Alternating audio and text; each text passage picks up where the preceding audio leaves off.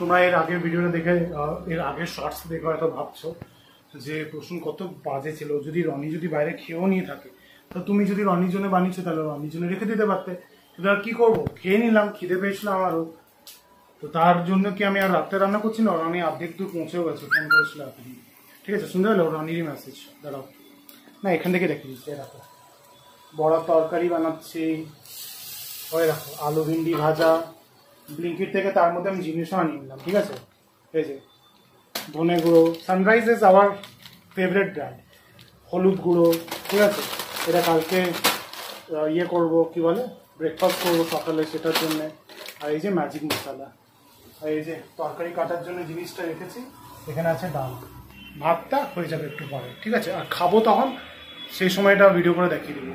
রসুন খুব খায় না, আরে বানিয়েও দিয়েছে। রসুন যদি খেয়েছে, রসুনই বানিয়েছে। সোনার আংটিটা কেমন? Bye bye.